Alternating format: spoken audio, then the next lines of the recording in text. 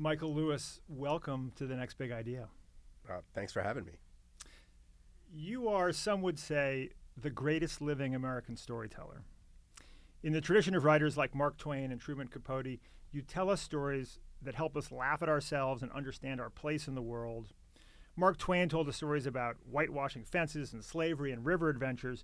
You tell us stories about our distinctly modern and sometimes bizarre American world. The subprime mortgage crisis in The Big Short, the quantification of baseball and Moneyball, the high-frequency trading revolution in Flash Boys, and now with your latest book, Going Infinite, you've taken us inside the world of the crypto revolution by following the life of the now infamous Sam Bankman-Fried. The problem you've discovered with being the great American storyteller is that once in a while, when the kids are gathered around the campfire, they don't like the ending of the story. They want a different one. And this is what's happened with Going Infinite, it seems to me, in a way that seems unprecedented for you. You wrote a book that was almost a kind of satirical comedy about this hapless, socially incompetent kid with limp socks and crazy hair and precocious math skills who stumbles his way into becoming the wealthiest 29-year-old in the history of the world, and then stumbles his way into an $8 billion fraud and the collapse of his crypto empire. But that's not the story America wanted. The kids around the campfire wanted a story about a villain, a con man who hoodwinked innocent colleagues and defrauded innocent crypto investors. Some of the responses, as you know, have been withering.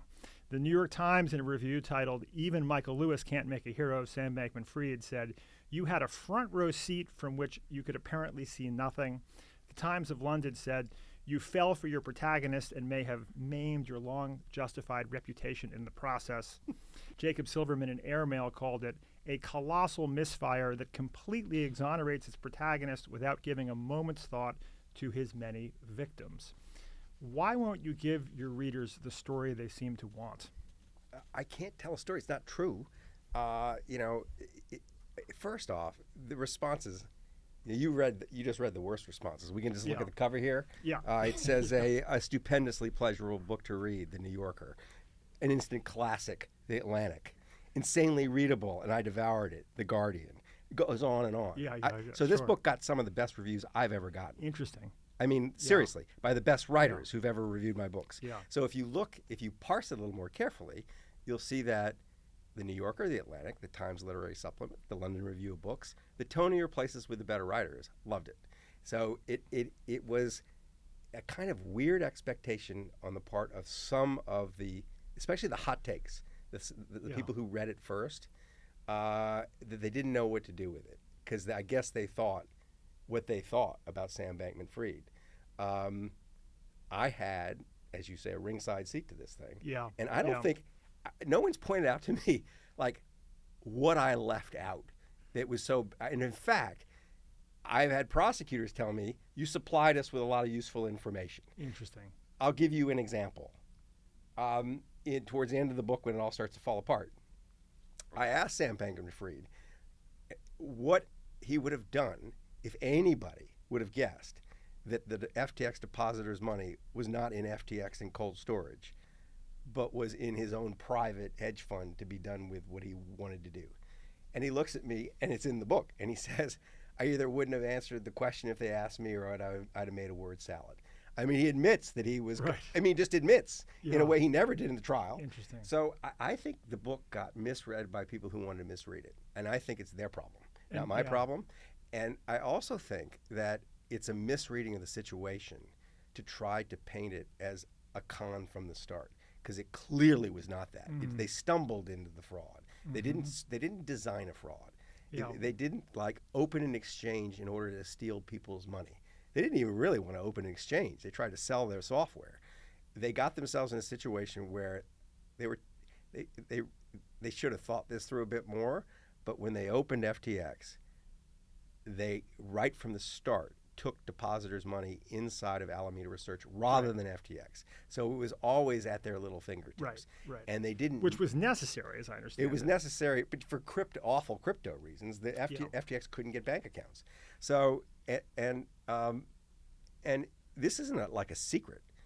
When you can see the wiring instructions. When you were, Jump trading or Jane Street or Hudson River trading, depositing your $100 million onto FTX, you knew you weren't sending it to FTX. Yeah. This didn't seem to bother anybody at the beginning. I think they thought, oh, well, it's crypto. Oh, they can't get bank accounts. Okay, it's fine that Sam is using Alameda Research's bank accounts to warehouse our money. Nobody complained.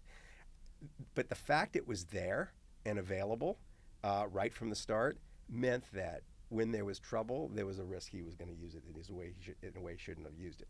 And the problem was really starting, like it collapses in November, but in June before that. And so, like, to sort of say Sam Bankman-Fried was this born con man who was set out to do this, it's just wrong. It's much less interesting than the actual story, which is he was this person wholly ill-suited to be in this sort of role, both because of the kind of risk profile he had and because of the way he failed to relate to other people or feel what other people felt. He was, no one should be entrusting their money with Sam Bankman-Fried, right? Just nobody should. And although that's not what you said when you first met him, right? No, well, that's true. When I met him, I thought, what could go wrong? But it was, and just to finish this is where it gets really weird to me. These sort of hot takes that are hostile to the idea that he's a human being is more complicated than just like this cartoon villain. I don't actually start writing this book until 2 months after it all collapses. I don't even have a contract to write the book. I've just been loitering. I've been watching this, trying to figure out what the story is, because I can't figure it out. Yeah. I just know there's scenes, there's characters, there's situations that are bizarre. He'll take you into the world of high-frequency trading and into American politics, and that there's potential there. But I don't have a sense of the story. I don't have like a thesis. You don't have an ending. I don't have an ending, but I don't have a beginning because I don't have an ending. Right. I have not laid this thing out. And so when I sit down to lay this thing out, I already know everything we know, basically. The trial, there were bits and pieces in the trial that were news to me, not much. So, like, why would I whitewash it? I mean, like, why would I? All the pressure, all on me, all the social pressure was to cave to that numbnut, oh, he's just a villain crook guy, and make him worse than he actually is. All the pressure. And I knew when I published it that I'd be facing this sort of Twitter rage, and that's just the price. And let me tell you one other thing, then I'll to shut you up maybe about this on the subject, but maybe I won't shut you up. Okay. It reminded me of Moneyball. Moneyball came out, the same outrage. It was like, oh, he's completely missed the story. Oh, he didn't write about the star pitchers of the Oakland A's. All of baseball, everybody who had a vested interest in their opinion about baseball hated it. And the anger was, it was so loud. It was so loud. It was louder than this. Really? Oh, yeah. But the only reason there wasn't the mechanism to amplify the voices. So Twitter didn't exist in the same way, right? But it was just constant hostility towards the book. And I thought, like, why is that? Why does this response remind me of that response? In that case, you could see it was threatening to a lot of people's jobs, sports writers and scouts and who thought they knew baseball.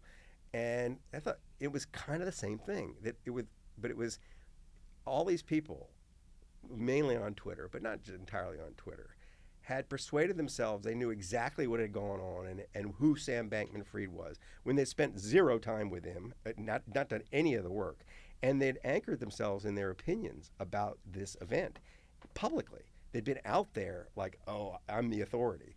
And when something comes in that's actually well-informed because I'd spent a year interviewing people and getting to know the situation, and it does not completely rhyme with their take, it's embarrassing to them.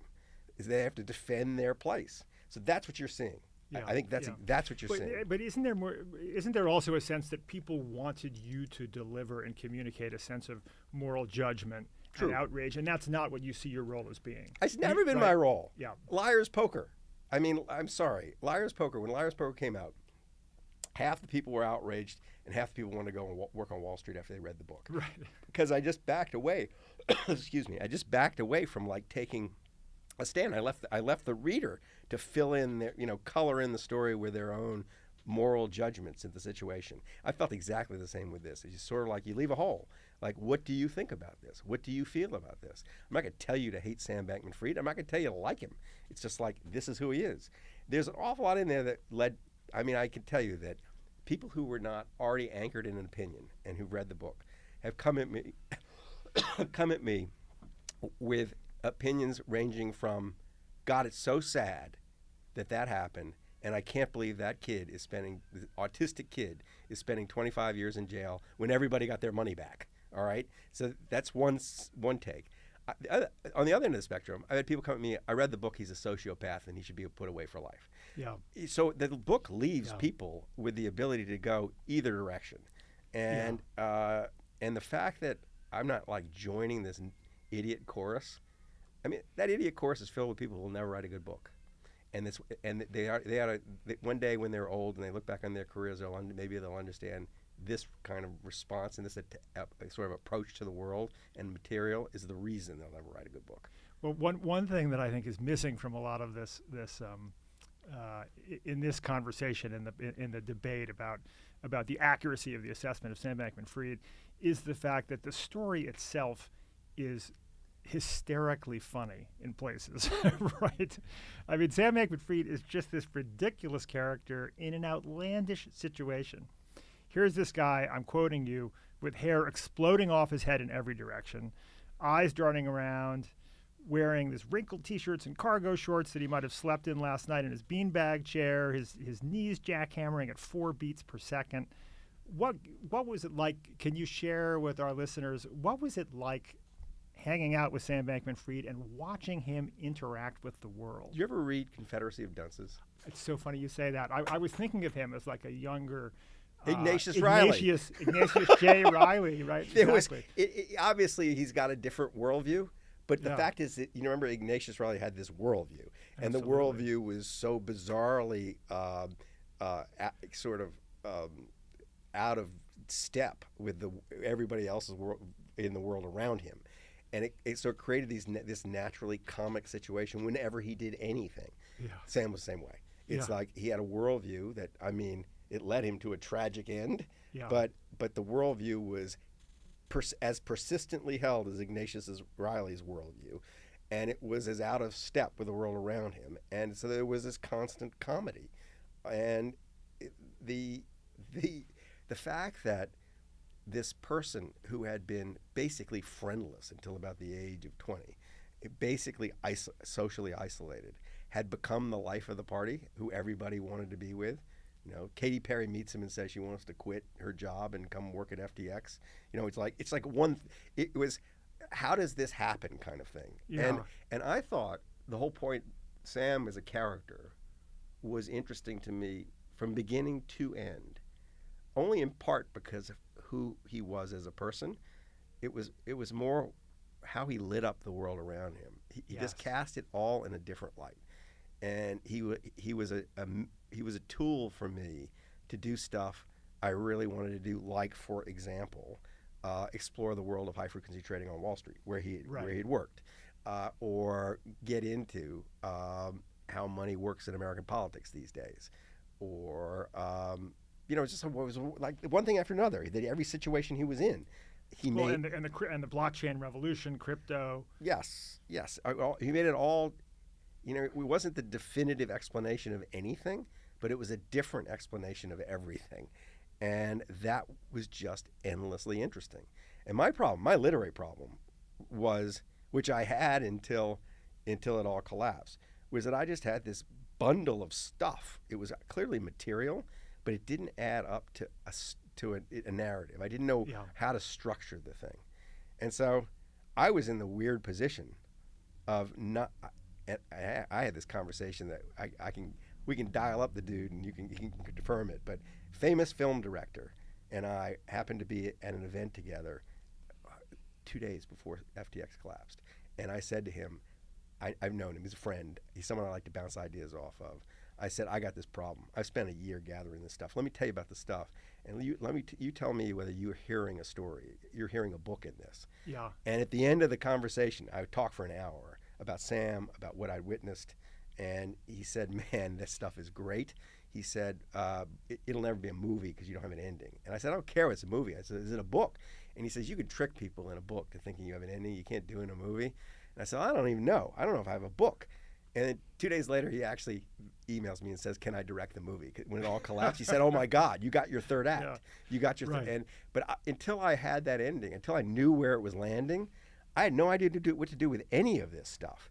I certainly wasn't setting out to like write some hagiography of Sam Bankman-Fried. It was just like, it was this social comedy. Right. It was a mechanism. It was a satire. It was a satire. Right. That's right. See, he's this parody of like a zero attention span millennial, literally playing video games while being interviewed on television. But I tell you what, it's so consistent. The character interacting with the situation in peculiar ways. It tells you about the situation. I promise you that it's still going on.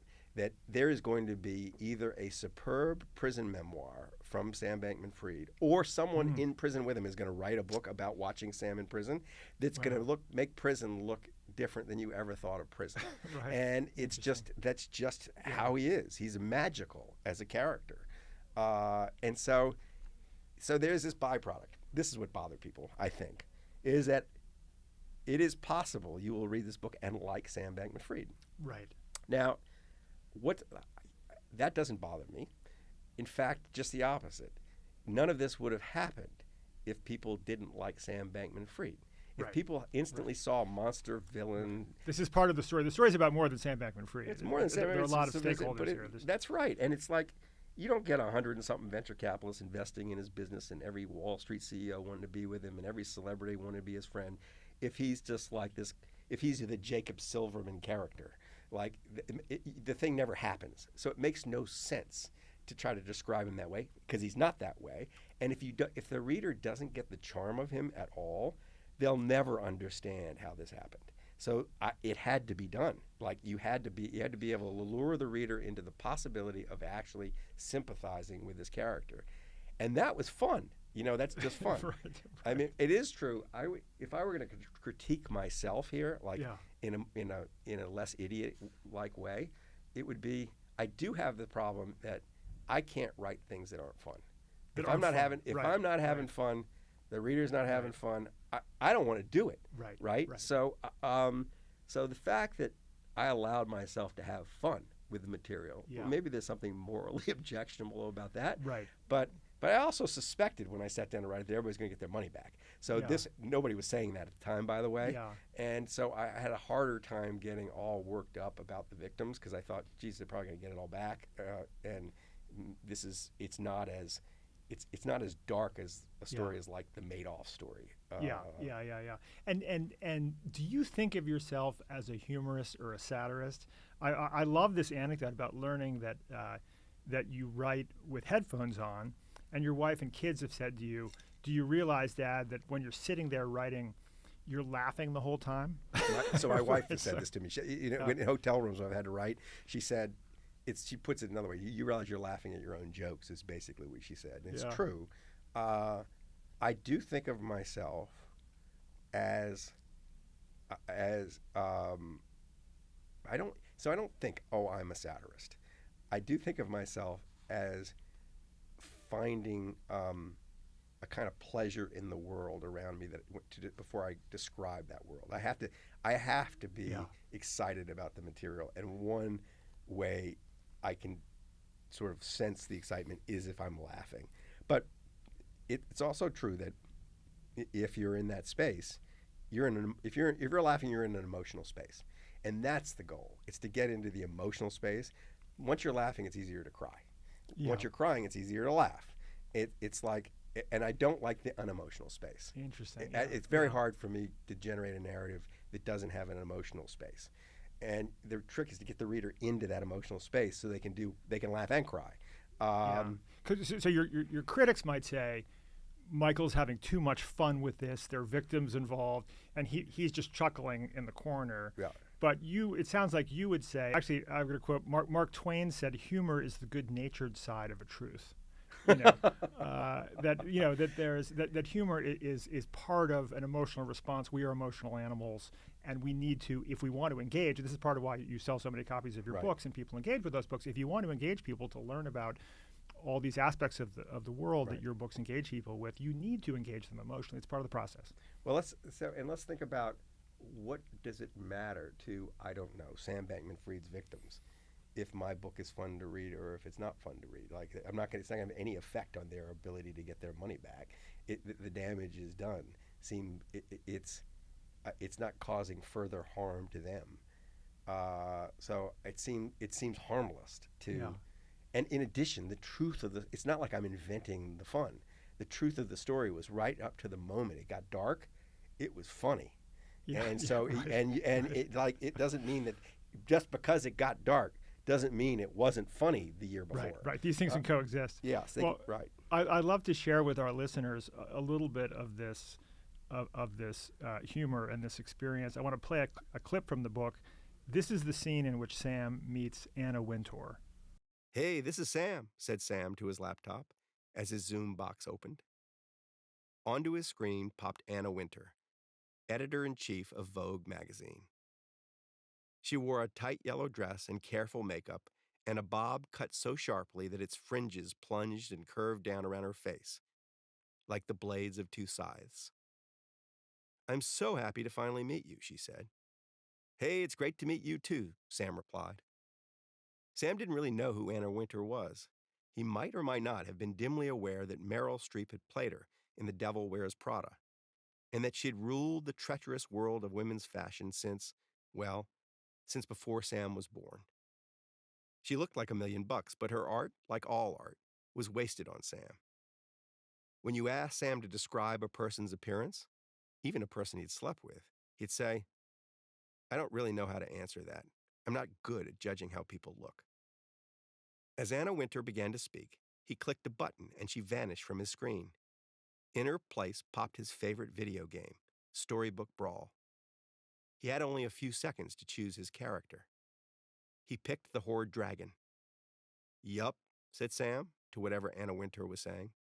He could still hear her through headphones.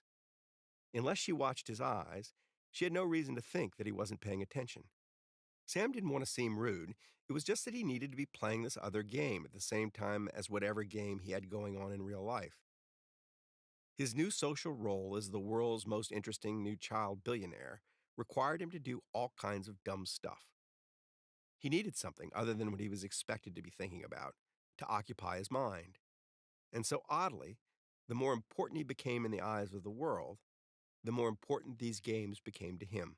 So Anna Wintour believes Sam's going to be the guest of honor at the Met Gala. At least considering it. Right. And Possibly, yes. And he might even bankroll the whole thing. Yes. Are you in the room with him Yes. during this conversation? So the way this Where does happens, it land? happens, and a lot of the reporting, I'm just there, physically there, watching it. He and I I was trailing around behind him during the Super Bowl in Los Angeles, and I was trailing around behind him. I was with him, and it was me and him, and I was just seeing who wanted him and why. And we're going back to our hotel rooms in the morning, and he said, I got to do this call with this woman. I said, who?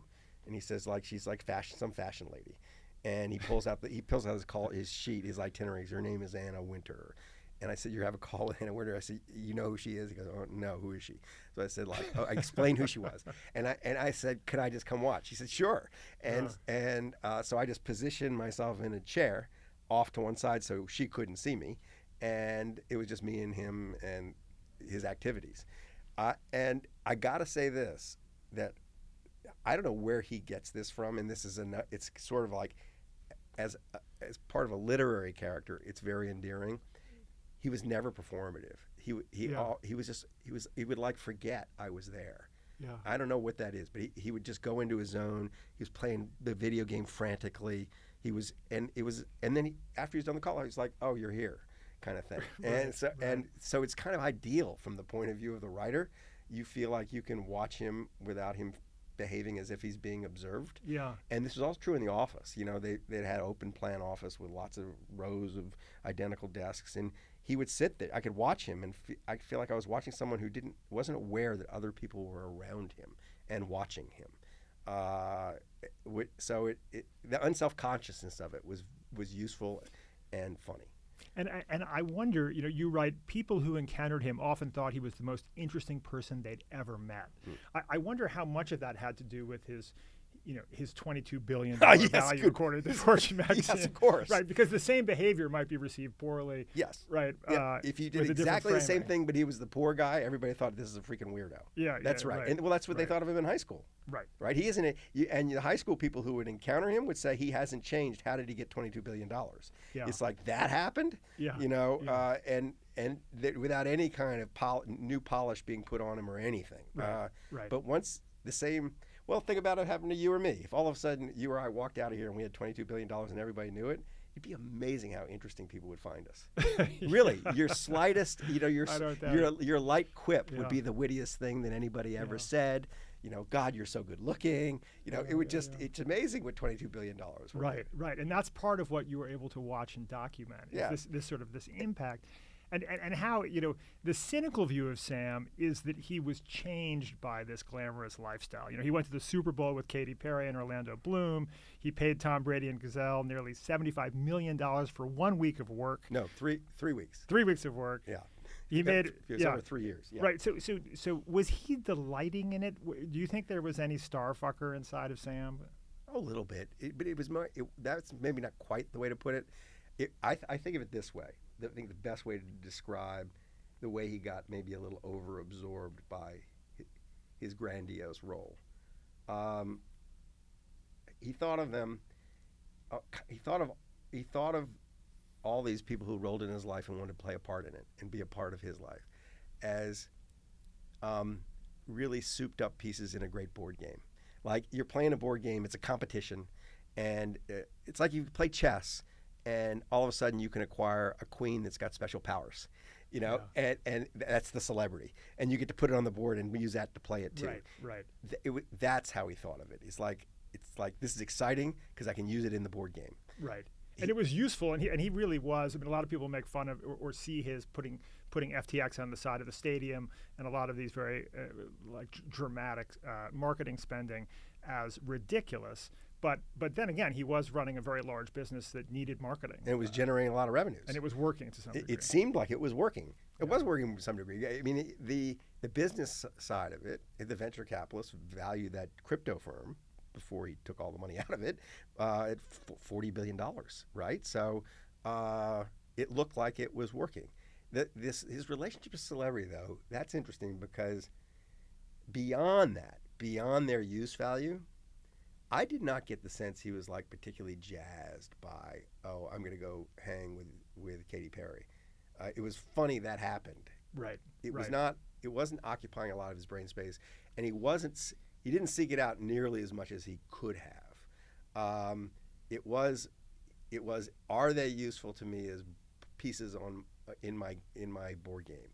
And he was, and with them, he didn't behave any differently. Yeah. He was still, he was exactly him. I never saw him behave differently. I never saw, even in prison now, he's the same guy. I never saw any variation. There's this kind of weird evenness. Yeah. I mean, he'd get more jittery or less jittery. Right. And people would interpret that as he took too many meds or didn't take his meds or whatever. Right. But there'd be that, a kind of hyperness. But beyond that, very consistent in his behavior, and not, there wasn't a sense of that kind of oleaginous, charming, I'm with celebrity person. Yeah. Well, I want to share another wonderful moment in the book. This is you meeting Sam to fly to D.C. to meet with Mitch McConnell. Towards the end of July 2022, I met Sam beside the tarmac of a private airfield in Northern California. As usual, he was late. When he finally arrived, he didn't so much step as tumble out of the back of a black car. Instead of a suitcase, he carried what appeared to be a small pile of old laundry. As he drew closer, I saw that it was a blue suit and a button-down Brooks Brothers shirt. "This is my D.C. suit," he said almost apologetically. "Normally I leave it in D.C." 6 hours in the future, he was meant to have dinner with Senate Minority Leader Mitch McConnell, whom he'd never met. He'd been briefed that McConnell would be offended if he arrived in shorts. "McConnell really cares about what you wear," said Sam, as he walked up the steps of the private plane and plopped the suit ball onto his spare seat. "Also, you need to call him Leader, or Leader McConnell, or Mr. Leader. I rehearsed it to make sure I didn't fuck it up, especially since it's so tempting to call him Dear Leader." I eyed the ball of clothes. Its wrinkles were not new and shallow, but old and deep, reversible only with time and effort. It was hard to see how these clothes would be of any use in this situation. Do you have a belt? I asked. I do not have a belt, he said, as he reached into a basket of vegan snacks, grabbed a sack of popcorn, and dropped into a seat. Shoes? No shoes, he said. It was as if he'd only received a single explicit instruction. Bring a suit.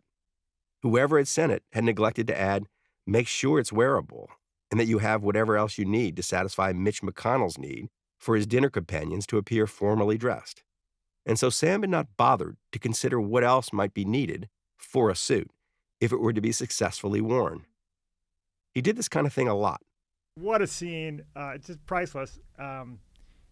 Sam's actual philanthropic activities were confounding to many people, right? He ended up donating $1 million to a super PAC aligned with Mitch McConnell. Much more than that. 30 million. I think it was like 30 million. Okay, wow. Yeah. He poured $10 million into the failed congressional bid of Carrick Flynn, who was trying to become the first effective altruist in Congress.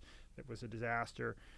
What's your take on his actual philanthropic activities? Were they actually effective or in keeping with his effective altruistic presumed ambitions, or not so much? He sort of jumped the shark here from the point of view of the effective altruist community, because it was never on their list of things to do to get involved in politics. The effective altruist would have said, you can't predict how that money is going to end up affecting things. We don't know that if you elect this person, you're going to be saving lives in Africa or saving future lives. But Sam had decided all by himself that Donald Trump presented an existential threat to democracy, and an existential threat to democracy was an existential threat to the tools we need to deal with existential threats, and so he had to prevent Donald Trump from getting in power. And that's why Mitch McConnell was interested in him, because they shared that view. And I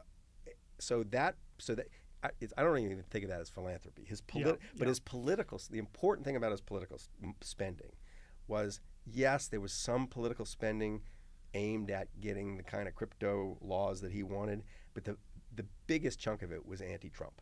It was really just pure anti-Trump. Yeah. And but I don't think of that as philanthropy. The philanthropy is still an untold story, and you can't even tell it yet, because they did manage to give away about $200 million.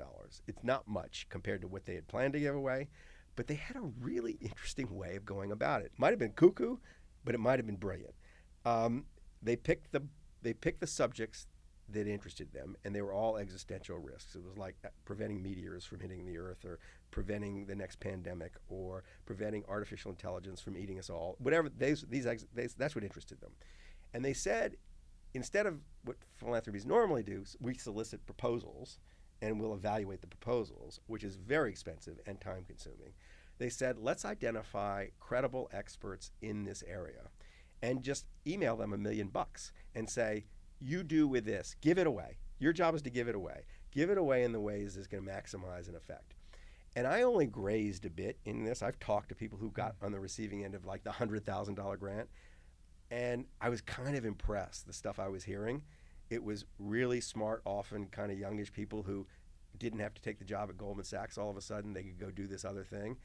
And I think that's probably going to be an interesting piece of journalism, to go back once you see what these people did and see what effects this had. So this might do some good. Might do some good. I don't know. Right. Well, and we had Will McCaskill on the show, and I could see him and the effective altruist saying,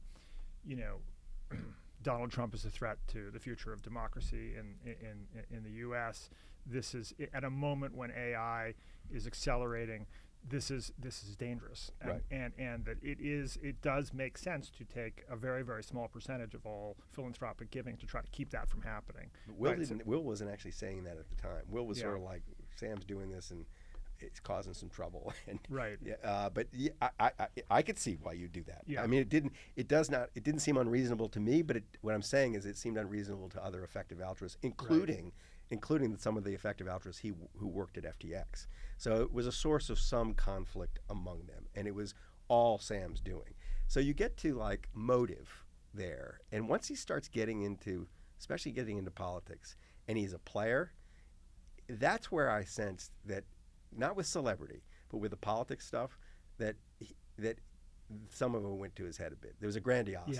Yeah. I can help figure out who's going to be president. Right. That it was Judge Kaplan, when the judge who sentenced him to 25 years and is sort of trying to figure out from the stand who Sam Bankman-Fried is while he's sentencing him, he actually kind of got to this. He sort of said, your motive wasn't money. Agreed. I agree with that. Yeah. Your motive was power. Right. You wanted immense power, and you think there's some truth in that? I think there's truth to that. Interesting.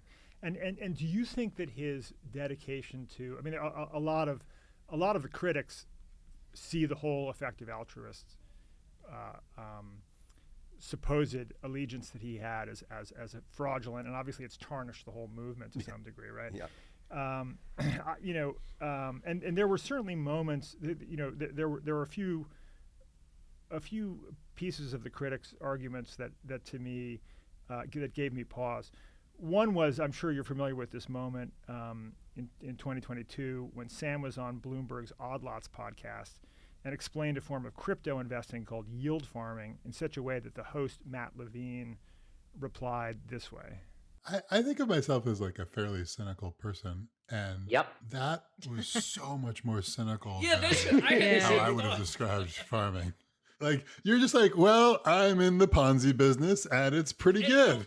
So on the one hand, I think that's a pretty reasonable response. But let me play around with this a little bit, right? Because that's one framing of this. And I think there's like a sort of depressing amount of validity. No, it's not, Sam was describing his own industry as being filled with Ponzi schemes. Right. It's sort of like a charming openness. This is before it all fell apart. And it was accurate. He was honest. Right. He's getting in trouble for being honest there. But he wasn't. Was this an ends justifies the means kind of point of view that basically it doesn't matter if we're involved in. So Alameda was doing a little of that, but that wasn't the business of FTX. FTX was just an exchange. It was just a casino. That had Sam was helping them understand something that was going on in crypto that was pretty trivial in Sam's own business life. In that case, it's sort of charming that the businessman is willing to say, yeah. Right. I'll give you an example. Behind the scenes, this is a counter example. I've had interactions with very serious people in the world of corporate bankruptcy, big time bankruptcy lawyers, bankruptcy advisors, and between the two of us, when we're sitting over drinks, they say to me, "Our whole industry is a racket. It is absolute racket. Right. It's not about getting creditors back their money. It's about maximizing our take, and we know that." They would never go on the Odd Lots podcast and say it. Yeah, I'd prefer them to say it. Right. And so I prefer to have people. That's not a. I don't think that was. It was almost a moment of integrity. Yeah, totally. Right. So you don't. I don't. There's a little hard. I don't get worked up about that. It is. And I also think, apropos of the effective altruism, it's really silly to try to argue that Sam Bankman-Fried wasn't serious about effective altruism. It was his identity. What's not silly to argue was the whole movement a little cockeyed and screwy, and did it lead him to have a kind of screw loose about what his motives were in the world and purpose on Earth? Right. But he wasn't using it as like cover for, I'm a fraud and no one will guess it if I say I'm an effective altruist. Right. Because this started when he was 12, I think. Yes. Right. His parents were embraced the kind of utilitarianism. Right. I mean, this was kind of he became a vegan religion. at a young age. It's like you can't question that. I mean, I guess you could question whether his suddenly becoming a $22 billion youngest billionaire in history, whether that modified his convictions, made him more grandiose. Yeah. Problem was the grandiosity. It's all of a sudden, hey, I can save humanity. All of his status was wrapped up in being the most important effective altruist. Right. It was a kind of Jesus thing, a little savior thing. That's where he got himself in trouble. It's like he suspected he was special and important. All of a sudden, the world confirms that he's special and important, and he runs with it. Yeah. Let's do. We only have 20 minutes. Can you read? Just continue to read bad reviews. I'm out of bad. We can do a review. Actually, I do. I can read the ones from the inside of the paperback, and you can read whatever you found on the internet. Yeah, no, we like giving you. It's just you have a little pugnacious Oh side. my so God, absolutely. It's good to engage in. But okay, so Sam's empire all falls apart. Why does it fall apart? And why doesn't Sam, who prides himself on being a probabilistic thinker, see it coming? Well, let's just pause for a moment on describing Sam as a probabilistic thinker. Yeah. It is true. When you're with him, it's constant. The expected value of this is this. The probability of that is 1 in 100. But where are these probabilities coming from? Approximately his rear end. That he's assigning probabilities to things that nobody knows the probability of. Right. And he's saying, oh, it's not perfect, but it's good enough. Yeah. And then acting as if it's perfect. Yeah. And so he's already getting himself in trouble by having more certainty about his judgments because he's put a number on a thing to which no number should be put. And so that's one thing. Yeah. So it isn't just probabilistic thinking. It's sort of, this is the equivalent of using effective altruism as a cover for something else. It's using probabilistic thinking as a cover for like radical intuitive judgment. So that's one problem. But how it all goes bad.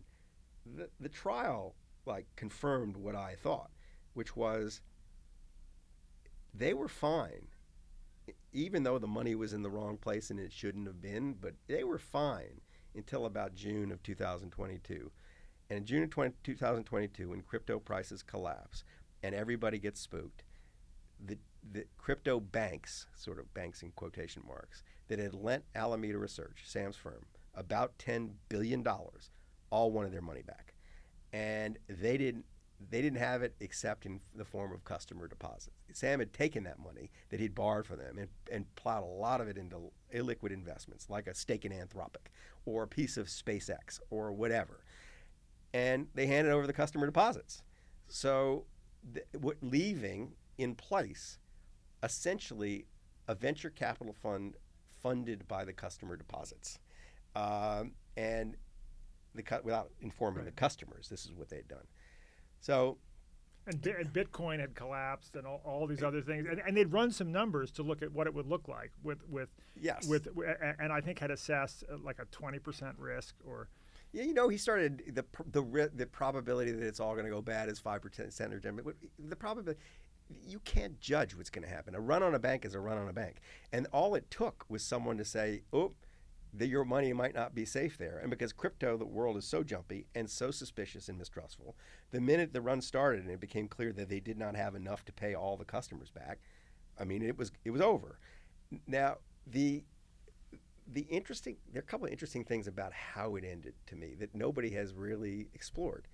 One is in the couple of weeks of November of 2022, when it's collapsed, the claims on FTX. Like if you were a customer with deposits and you wanted to sell your claim, they were selling at like 3 cents on the dollar. Yes. So the market thought he just incinerated all the money. It's gone. Yeah. And even I was close to it. Even I thought if I would been writing a book, it would have been unethical. I would have been buying those claims. You should have been. Scott Galloway, who we had on the show recently, did buy them. Yes, well, and made a lot of money. Yeah. Made a lot of money. So I mean, because the claims now are trading at 110 cents on the dollar. Yeah. They're trading above par, and the question is like, how did that happen? How did I have I knew what was in this pile of there were like 200 venture capital investments. The dragon's lair. And it wasn't just crypto. It was AI stuff. It was all over the map. And even if crypto had not bounced back, there was real value there. There was at least like 50 cents on the dollar. Right. So and what's so interesting about this is this caused a lot of tragedy. That the customers who didn't have real insight, who were scared, who needed, they sold their claims. They committed. I think someone may have committed suicide. Oh, boy. And if they had known what I knew, they would have known, hey, this isn't over. Like you may be getting money back, maybe all your money back. And what's really disturbing to me is that the bankruptcy people encouraged the despair. Right. The bankruptcy came and saying, there's nothing here. It's all worthless. We're going to do our best to clean up this stuff and have the fire sales, but don't have any hope. Yeah. And people paid a real price for that hopelessness. And I don't understand, first, why nobody's paid much attention to that. But also, it's just really telling about markets, how wrong they got that. Right. Yes, and some of those claims were brought up by FTX insiders because they knew. Interesting. They knew. Interesting. Yeah. But so Sam was guilty of fraud, and you think that he should be in jail. Yeah. And I didn't want to tell the reader that. Right. But I think from starting in June of 2022, he did stuff that you shouldn't do. He deceived people. Yeah. What he did, the way I think about it, because it's framed as theft in the courtroom, but he doesn't have the character of a thief. He is this person who has this almost pathological ability to foist risk upon other people without asking their permission. And it isn't just financial. It's social, emotional. It isn't malicious. He doesn't feel the risk. And it's sort of like he's not feeling anything, so he doesn't imagine you feeling anything. Right. Kind of thing. And I get the sense that may be partly because he has a somewhat despairing, kind of anhedonic view of the world. I mean, he doesn't seem to experience much pleasure. This is what I think the Judge Kaplan had cited right before the sentencing, right? Was this anecdote about him saying if he could flip a coin and cause the whole the whole world to disappear, or if it's heads and tails, it's 2.1 times better. Right. He would flip that coin. Yeah. Right. And part of that it strikes me as being very sad and tragic. Yep. This is someone who really did not enjoy being alive a whole lot. That's correct. I think that's correct.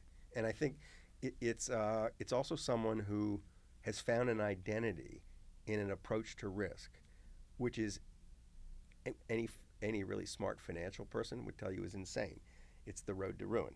That eventually you're gonna flip that coin and it's gonna come up on the wrong side. And even though if each individual flip has an positive expected value, if the consequence of the flip going wrong is total ruin, it's going to be ruin. Yeah. And that's kind of what he did with his business. Right. There's a kind of insanity to it. Yeah. And do you think he deserves 25 years? No. And can I explain that? Yeah. Because of course, the 85 people on Twitter who are angry about the book will get angry all over about that. So I at least explain why how to be angry about that. Yeah. I don't understand why anybody gets 25 years. I mean, there are people who need to be taken off the streets. I'm sure they're like serial killers who shouldn't be on the streets. Yeah. We imprison people at a rate that no civilized society does. It's crazy how much we like to stick people in jail. And it's curious because we're also the society that most believes in second chances. So there's some weird thing we need to sort out here. So I don't think anybody should be in jail for 25 years unless they really are a danger to society. And I don't think he's a danger to the society. The judge tried to make the case that he needed to be disabled. This is preposterous. Sam Bankman-Fried, if he got out, would have no ability to wreak havoc in the financial system ever again. He'd be banned from the securities industry, blah, blah, blah. Yeah. So the question is, what is the right punishment? And I think if you would have put me in that chair, I like Kaplan, I'd have been pissed that he got on the witness stand and perjured himself.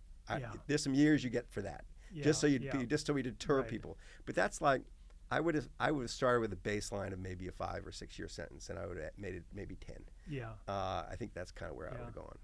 In your last visit to the Bahamas, overnight everything had collapsed. The place had emptied out. You likened it to New Orleans after Katrina. People were gone, but the belongings were still around. And you actually encounter Sam in the parking lot. Mm. Here's a clip. The road from the airport to the Albany resort past FTX's offices. We slowed. The guard booth was empty. The barrier was down, but blocked as little of the road as ever. There was no sign of life on the field of asphalt. The cars were gone. The jungle hut seemed entirely abandoned. Then, on the far side of the lot, a figure rounded a hut and came into focus. It was Sam, all by himself, in a bright red t-shirt and shorts, walking circles around his former empire. Even at a distance, you could tell he could use a shower and a shave. He walked over and climbed into the car as if he'd been expecting us. He needed a ride home, which of course raised the question of how and why he'd come to be here in the first place. You know what's weird to think about, he said, as we left the office behind? Saturday, everything was normal. At that moment, did you feel sorry for him? Yeah, because I could see what was coming. You could see he was in jail then. Yeah. And do you still feel sorry for him? Yeah, I do. I feel sympathy because how to put this?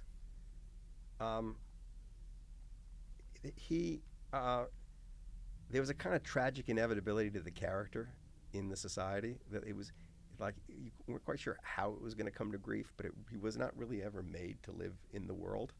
And I could see a slightly different world in which the people who were the real grown-ups, and it's not that Sam wasn't legally an adult, but when he starts his business, he's like 24, and the venture capitalists who encourage him, the world encourages him to be the way he is, and there's no checks. Like he wasn't parented basically. Even as a little kid, he wasn't really parented. Yeah. And so it feels like someone should have put a stop to it before it got this far. So I felt sorry for him that way. On the other hand, I was surrounded then, at that point, by all these people whose lives were ruined by him. And the people whose lives were really ruined by him were the employees of FTX. They were people, especially the Asian employees, who were so all in that they had persuaded like their grandmothers to put all their savings on FTX. Yes. Yeah. And in addition, their reputations are ruined because they're presumed to be involved in this in some way. They're unemployable. So I could completely grok their anger. Yeah. And I felt some of that too. But even the people who were most damaged by him, they knew him and they couldn't hate him because it was sort of like he couldn't do anything but what he did. It was like a character in a novel. Right. That's what he felt like. Interesting. There was a lack of free will almost feel to it. So I felt bad for him. I did feel bad for him, and I still feel bad for him. Yeah. And you know, I wonder sometimes how much this is kind of a case of competing stories, right? And I think you'd said this once about the actual trial. It's a case of competing stories. It would have been nice if the jurors had a copy of your book to read the other version of the story. It's kind of a middle version. It wasn't even my book. Isn't his defense. It's definitely not his defense. Like the defense lawyers, there are a bunch of stuff in there they would not like to see the light of day. But it's not the prosecution, obviously, either. It's just fuller. It's just different. Like neither one of those lawyers would pretend if you got them over a drink that they were like telling the truth. They're like creating an argument. Yeah. My book's not an argument, it's a story.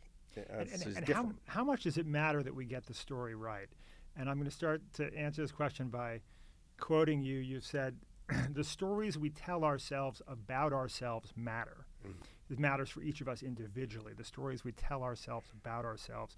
I love this observation, and it seems to me we can expand it to say, on a societal level, the stories we tell ourselves about ourselves matter.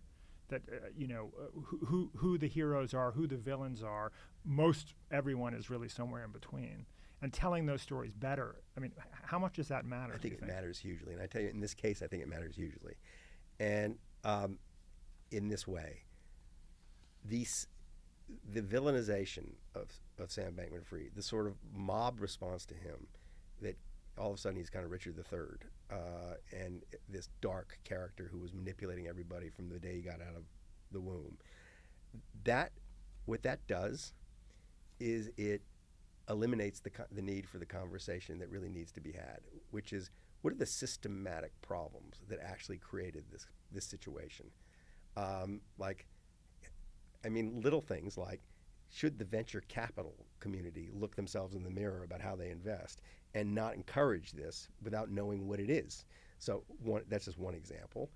Should the political process, which is instantly manipulable by huge piles of money, look itself in the mirror and say, maybe we need to change the process rather than get angry at him for coming in with $50 million and getting people elected? Yeah. Should the bankruptcy proceedings? The bankruptcy proceedings, like there these he sort of lit up inadvertently lots of systematic problems which nobody will pay attention to as long as they're paying attention to Sam Bankman-Fried, evil person. And so I think that the way you tell a story is very important. And there are these systematic issues that he inadvertently pointed out that need to be addressed. And telling the cheap story that bad guy got a hold of the society for a brief moment is distracts us from the better conversation. Yeah. It seems to me there's also a story here about neurodivergence, about people who see the world differently.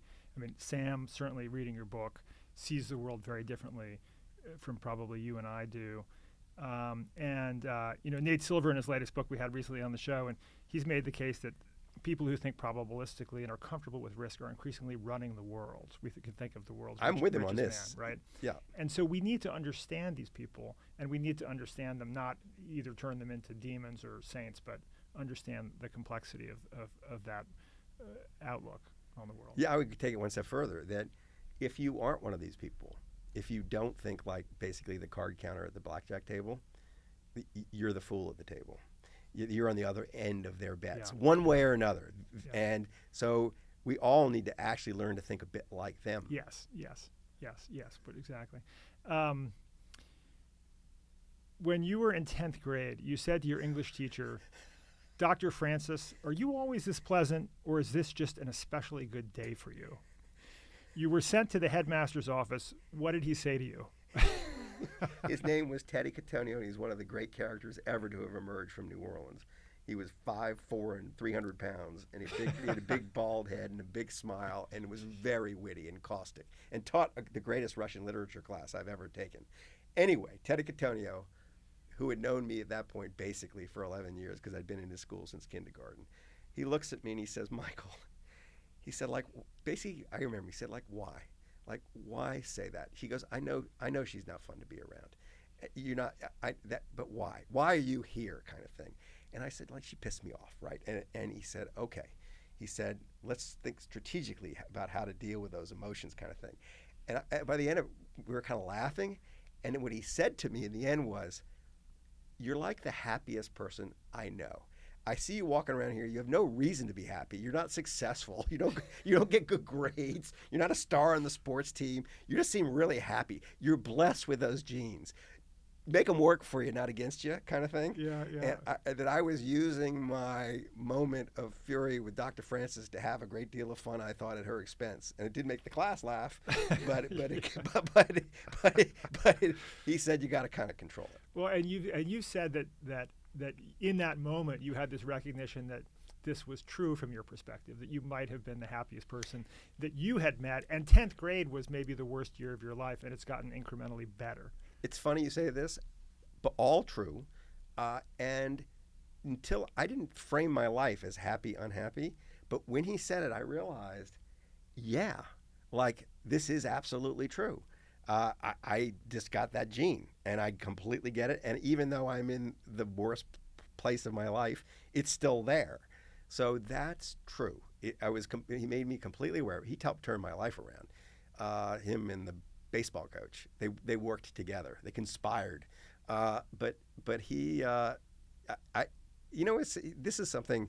It's funny how you hear things, especially when you're a kid.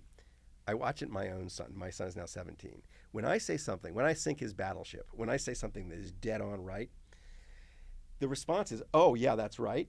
The response is silence. Yeah. Mostly he's saying, no, you're full of it. And mostly he's just defending himself. But every now and then it's like a silence.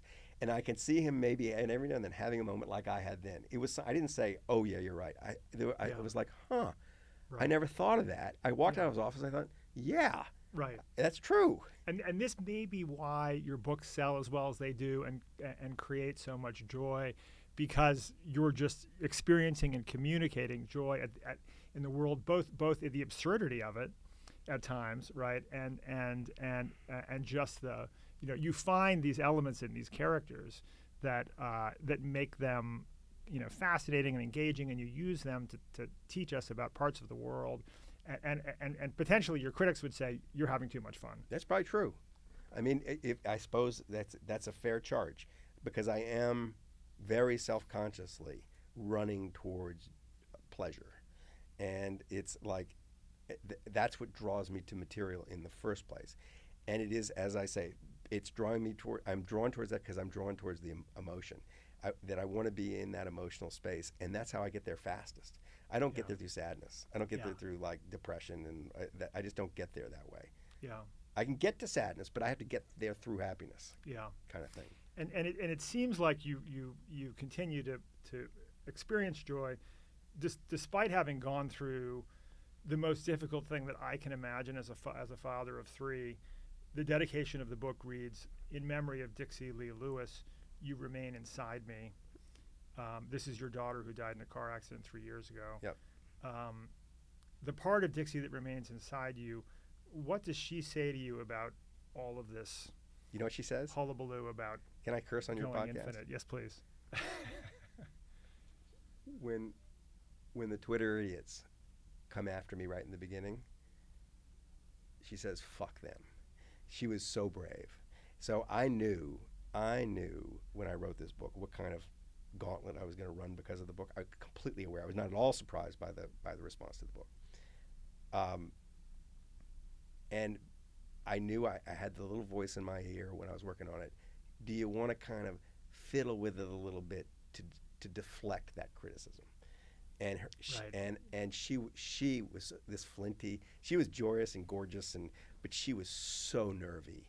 She had such a talent for like standing up to Goliath and taking a swing. She just had that in her right from the beginning of her life. And all the boys were afraid of her in the 4th grade.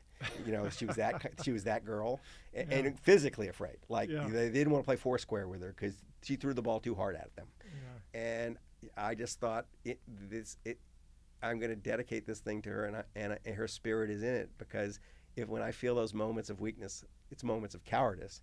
I'm gonna lean away from them. I'm gonna actually lean into the bravery. That's where the honor is, and so I have ways of keeping her around, and that's one way. It's like remembering her spirit and trying to sort of honor the best of it. And you've said that you're in your own journey in these last 3 years reframing the grieving process, or finding a kind of new or maybe somewhat different or unique to you way of going about it, and that this may turn into an artistic work, maybe like a one-man show of some kind. I've been saving up material. I guess I'd put it this way, that when you suffer the loss of a child, when you suffer loss and you suffer grief, there's a whole industry waiting for you, right? It's the question no one has an answer to, so people flail around and read the books and listen to the advice and go to the therapist and all that. And I found absolutely no consolation in any of it, and it all sounded false to me. It didn't, not completely wrong, but enough, at least partially wrong in every case. And I realized that it was because I was living so intimately with my feelings that I had a different description of them than I'd ever read or seen, and that probably in each case the feelings are a little different. They're conditioned. They're driven by the relationship you had with the person you lost, your own nature. It really is a very private experience. And the question is like what to do with my understanding of that private experience. And it would be sort of hypocritical to write a book about grief, since I don't think anybody, I don't think the books are where you go. However people get through it, they get through it. I don't disapprove of anybody's way of getting through it, but just for me. But I just think there is an emotional experience that I would like to recreate as part of keeping her around. And it did feel theatrical to me. It didn't feel like a book. It felt like something that would happen in a theater, and the audience would be taken through the emotion. And it felt like a one-man show. So I did start to sketch something out, and I do have a drawer. It's the Dixie drawer in my office. And when I have thoughts about what this thing would be, I just toss them into the drawer, and I think that I'll know when it's time to write it. I think the time to write is when I feel like I've arrived in some other place, and I haven't done that yet. But I wouldn't be surprised if it ends up being something.